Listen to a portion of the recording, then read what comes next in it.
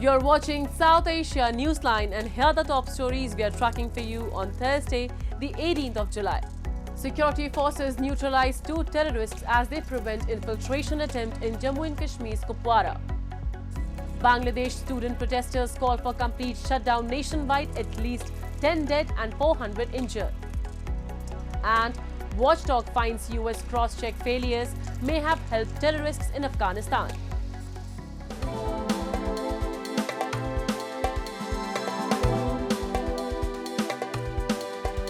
And now for all the details. Security forces successfully thwarted an infiltration attempt along the line of control in the Keran sector of Kupwara in Jammu and Kashmir by eliminating 2 terrorists. The anti-infiltration operations are still continuing. Earlier, 2 Indian Army soldiers were injured in an encounter with terrorists in the Kastigarh area of Doda district in Jammu and Kashmir. Initial treatment was administered at the government hospital in Doda, and now they are being airlifted to the army hospital through an army chopper. The encounter comes days after 4 army soldiers, including an officer, were killed while battling terrorists in the Doda encounter. शाम को 8-9 बजे के करीब army आई थी, तो उसके बाद हम भी गए उधर, आर्मी वालों के साथ बातचीत की। तो जब वो उधर से गए तो फिर बोलने लगे हमें जाओ सो जाओ अब। तो हम आके सो गए। तो उसके बाद 2 बजे फायरिंग शुरू हो गई। तो हम अंदर सोए हुए थे, हमें कोई पता नहीं था। उस वक्त बाहर निकलने भी नहीं देते थे और निकलना भी नहीं चाहिए। तो सुबह वैसे ही 5 बजे जब रोशनी हुई तो हम निकले बाहर। तो उस वक्त फायरिंग शायरिंग बंद हो गई थी सारी। तो जब बाहर निकले हम तो देखा 2 आर्मी जवान जख्मी थे। एक खुद चल के गया तो दूसरे को स्ट्रेचर पे उठा के रोड तक ले आ गया।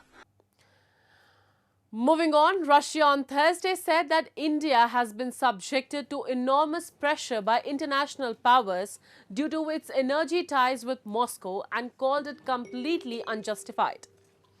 Russian Foreign Minister Sergei Lavrov, while addressing concerns about Prime Minister Narendra Modi's recent trip to Moscow, said that India is a great power that sets its own national interests, determines its own national interests and chooses its own partners.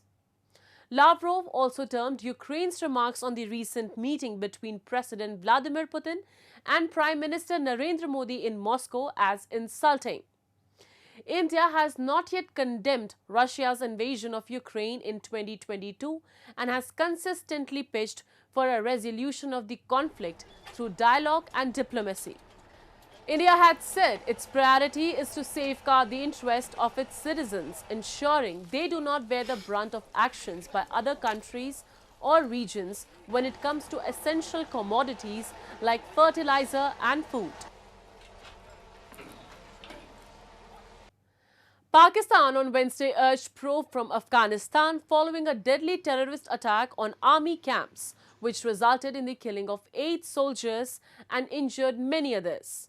Pakistan Foreign Office said that the deputy head of mission of the Embassy of Afghanistan in Islamabad was summoned to deliver Pakistan's strong remark over the deadly terrorist attack. The foreign minister said that the terrorist attack was carried out by Hafiz Gul Bahadur Group based in Afghanistan along with Tehreek-e-Taliban Pakistan, and also is responsible for the deaths of hundreds of civilians and law enforcement officials in multiple terrorist attacks inside Pakistan. Islamabad has urged Kabul to fully investigate and take immediate, robust and effective action against the perpetrators of the attack and to prevent the recurrence of such attacks against Pakistan using the territory of Afghanistan.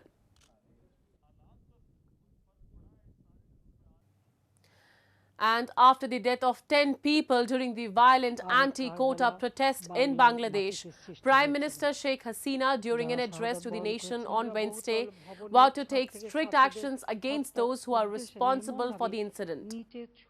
At least 10 people were killed and more than 400 were injured in the clashes, which was the most violent day so far in weeks of protests regarding public sector job quotas for the children of freedom fighters who fought in the 1970 War of Independence. Student protesters agitated by high youth unemployment have called for the complete shutdown nationwide. Authorities had closed all public and private universities indefinitely from Wednesday and sent riot police and the border guard paramilitary force to university campuses to ensure law and order. The demonstrations intensified after Hasina refused to meet the protesters' demands. The United States, rights groups as well as the United Nations have called on Bangladesh to uphold the right to peaceful protest amid the violent clashes.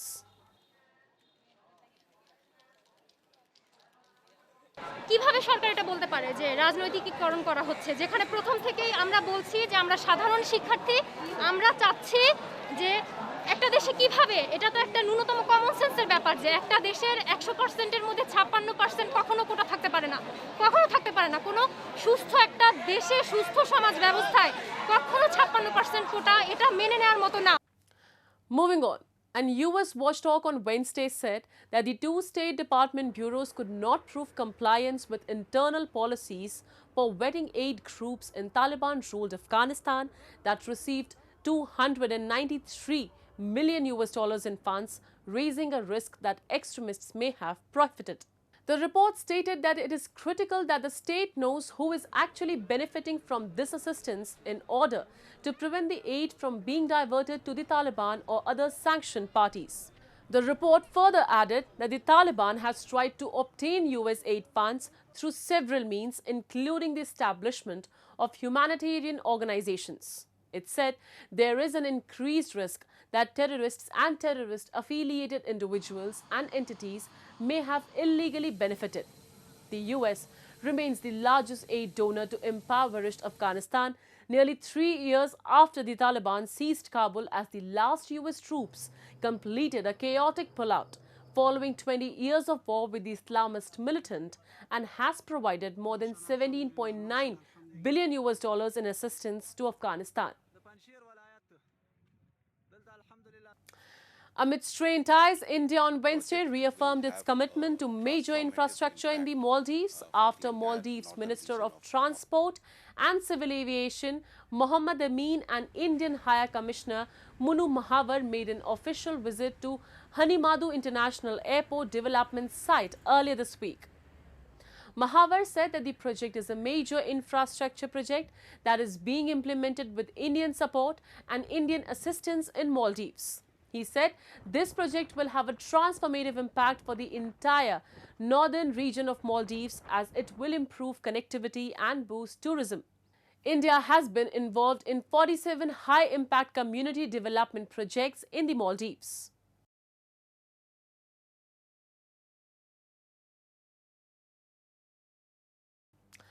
And the Indian Navy has rescued at least 9 of the 16-member crew who went missing after an oil tanker capsized off Oman's major industrial port of Duqm, while one was found dead. Those rescued so far include 8 Indians and 1 Sri Lankan, said a spokesperson for the Indian Navy, which is helping with search and rescue operations. The operations are being conducted in challenging weather conditions as the area is experiencing rough seas and strong winds. Duqm Port, located on Oman's southeast coast, lies close to its major oil and gas mining projects. That's all in tonight's edition. We will see you same time tomorrow. Good night.